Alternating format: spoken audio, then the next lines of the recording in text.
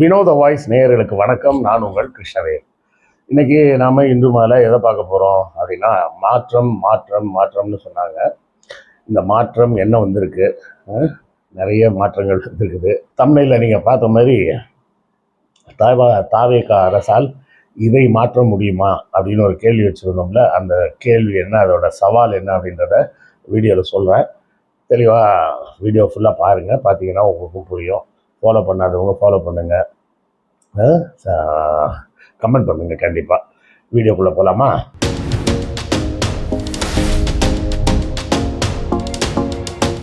இந்த தாவேகா அரசாங்கம் ஆட்சியை கையில் எடுத்த நாளிலிருந்து என்ன நடந்திருக்கு அப்படின்னு பார்த்தோம்னா, ஒரே பாலியல் குற்றங்கள்.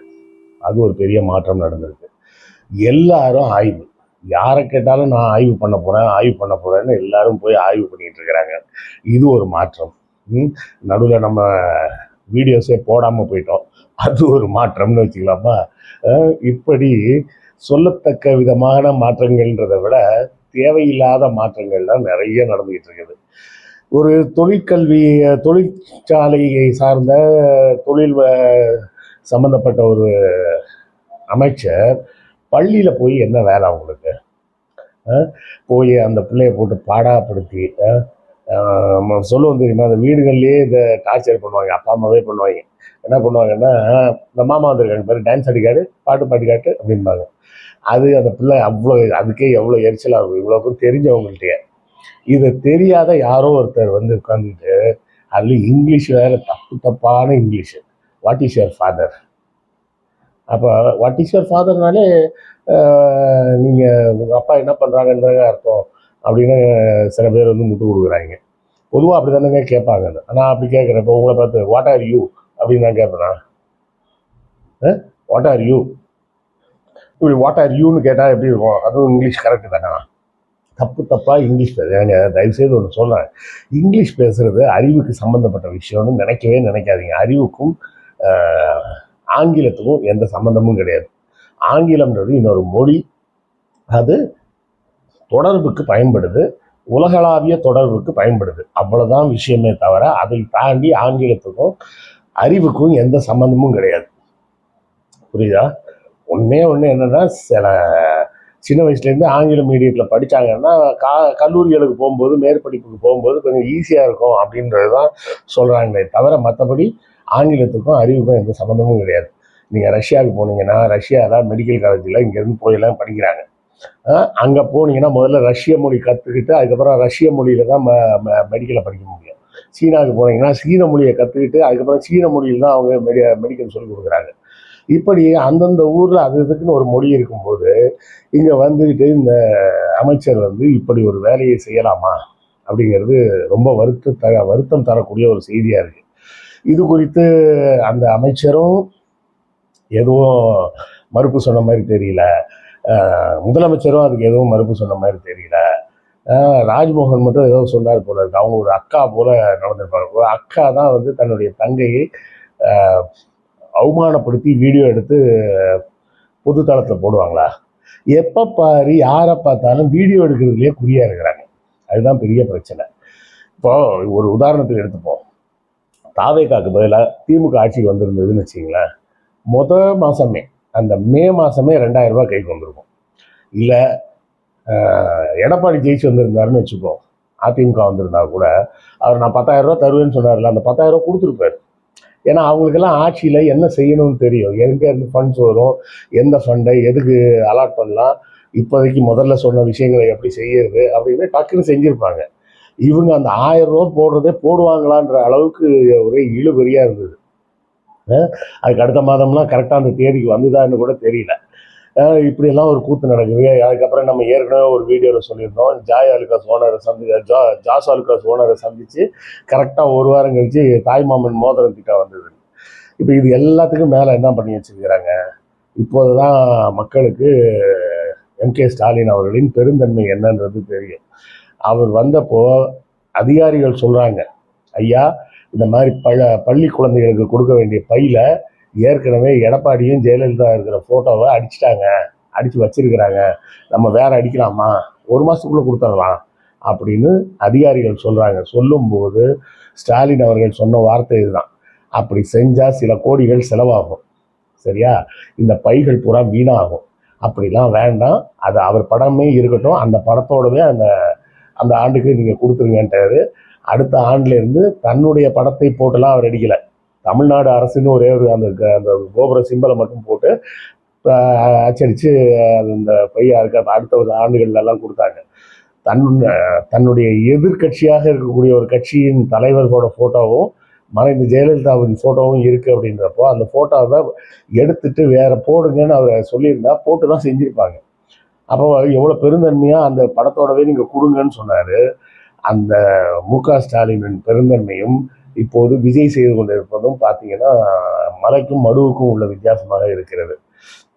இனிமே நான் முதல்வன் திட்டம்ன்ற பேரை முதல்ல ஸ்கிராப் பண்ணாங்க. டிஎன் ஸ்கில் கார்பரேஷன் அப்படின்னு அதுக்கு பேரை மாத்திரேன் அப்படின்னு மாற்றியாச்சு.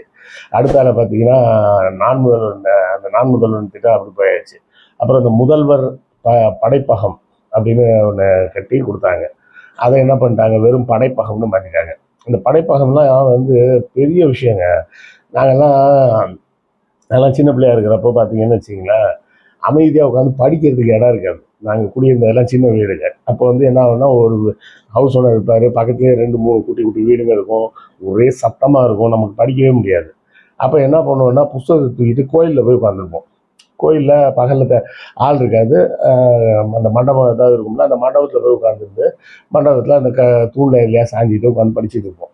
அப்போது அந்த படிப்பதற்கு அந்த கோயில் போன்ற இடங்கள் காலி இடமாக இருக்கும், ஆள் நடமாட்டம் இருக்காது, நிதானமாக அமைதியாக உட்காந்து படிக்கலாம். ஏன்னா நூலகங்கள்லாம் அப்போ முழுக்க திறக்க மாட்டாங்க. நூலகங்கள் காலையில் 8 மணிக்கு திறக்கும், 11 மணிக்கு மூடிடுவாங்க, திரும்ப சாயந்தரம் 4 மணிக்கு திறக்கும், 7 மணிக்கு மூடிடுவாங்க. அப்போது கலைஞர் அண்ணா நூற்றாண்டு நூலகத்தை திறந்தப்போவே என்ன சொன்னார்னா, ஒரு ஃப்ளோரை எம்டியாக விட்டுருங்க, யார் வேணாலும் அவங்க புத்தகத்தை கொண்டாந்து வச்சு படிக்கட்டும், அந்த லைப்ரரியில் எடுத்து படிக்கணும்னு இல்லை, தாங்கள் படிக்கணும்னு நினைக்கிற புத்தகத்தை கூட கொண்டாந்து வச்சு படிக்கட்டும், ஒன்றும் தப்பு இல்லை அப்படின்னு சொல்லி அந்த நூலகத்தை அப்படி எல்லாருக்கும் ஆக்சசிபிளாக மாற்றினார். இப்போ இங்கே முதல்வன் படைப்பகம்னு அதுக்கு பேர் இருந்தால் இப்போ என்ன குறைஞ்சி போச்சு. முதல்வர் படைப்பகம்னு இருந்தால் அப்போ எம்.கே. ஸ்டாலினை குறித்தா இப்போ உங்களை தான் குறிக்க போகுது. அதை முதல்வர் அப்படின்ற பேரை எடுத்துட்டு வெறும் படைப்பகம். அப்போ விஜயே நம்புறாரா, முதல்வர்னா மக்கள் ஸ்டாலின் தான் ஞாபகம் வரும், நம்மளை ஞாபகம் வராதுன்னு நினைக்கிறாரா? அப்படி தானே தோணுது. விடியல் பயணம், விடியல் பயணம்னா அதை மகளிர் பயணம் பேர் மாத்திரமா. அது ஏற்கனவே மகளிர் விடியல் பயணம் தானே இருக்கு. அந்த விடியலை தூக்குனதுல உங்களுக்கு என்ன கிடைச்சி போச்சு? விடியலும் உதயசூரியனும் அப்படி சேம் டு சேமா இருக்குன்ற மாதிரியா? இந்த விடியல் அதை குறிப்பதில்லை, உதயசூரியனின் விடியலை குறிப்பதில்லை, பெண்கள் வாழ்க்கையில் ஏற்படக்கூடிய ஒரு விடியலை குறிக்கிறது.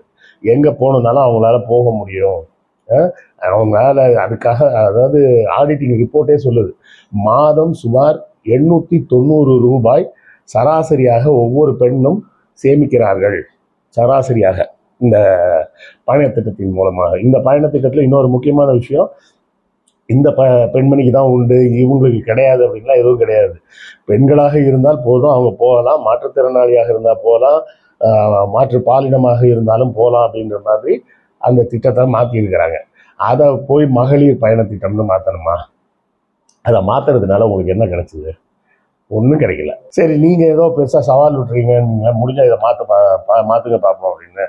அதான் நான் சொல்கிறேன், இப்போ திமுக வைத்த பெயர்களெல்லாம் மாற்றுறேன்னீங்க. இப்போது ஸ்டாலின் அவர்கள் வந்த பிறகு அம்மா உணவகம் அப்படின்னு இருந்த பேரை கலைஞர் உணவகம்னு மாற்றிருக்கலாம், இல்லை அண்ணா உணவகம்னு கூட மாற்றியிருந்துருக்கலாம், இல்லை பெரியார் உணவகம்னு மாற்றிருக்கலாம். அப்படிலாம் எதுவுமே அவர் மாற்றலை. அது அம்மா உணவகம் அப்படியே இருக்கட்டும், அது அவங்க ஆரம்பிச்ச திட்டம், அவங்க பேரில் தான் இருக்கணும், அதை மாற்ற வேண்டிய அவசியம் இல்லை அப்படின்னு சொன்னார்.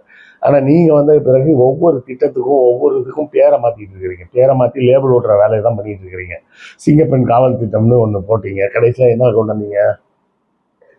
பிங்க் பேட்ரோலை பேரை மாற்றி இதை சிங்கப்பெண் அதிரடிப்படை அப்படின்னா அதுக்கு பேரை மாற்றுறீங்க. அதிரடிப்படைன்னா அவங்க அதிரடியாக என்ன ஆக்ஷன் எடுக்க போகிறாங்கன்னு தெரில. சரி, நம்ம கொடுத்த சவாலுக்கு வந்துடுவோம். அந்த சவாலை சொல்லிட்டு க்ளோஸ் பண்ணிடலாம். திமுக வைத்த பெயர்களை எல்லாம் மாற்றுறீங்கல்ல, இந்த மாநிலத்துக்கு தமிழ்நாடு அப்படின்னு பேர் வச்சதும் திமுக தான். முடிஞ்சால் அந்த பேரை மாற்று. முதலமைச்சர் விஜய் அவர்களே, திமுக வைக்கும் திட்டங்களின் பெயரை பூரா மாற்றுவேன் அப்படின்னு நீங்கள் சொல்கிறீங்கல்ல, மாற்றுங்கன்னு சொல்கிறேன். தமிழ்நாட்டுக்கு தமிழ்நாடுன்னு பேர் வச்சது திமுக. அந்த திட்டத்தை அந்த பேரை மாற்றுக்க பார்ப்போம். முடியுமா உங்களால்? அன்னைக்கே அண்ணா சொல்லியிருக்காரு, இந்த 3 சட்டங்களை கொண்டு வந்திருக்கிற சுயமரியாதை திருமணம், பெண்களுக்கு அதை சாரி மாநிலத்துக்கு தமிழ்நாடு என்று பெயர், இனிமேல் இருமொழி கொள்கை தான்.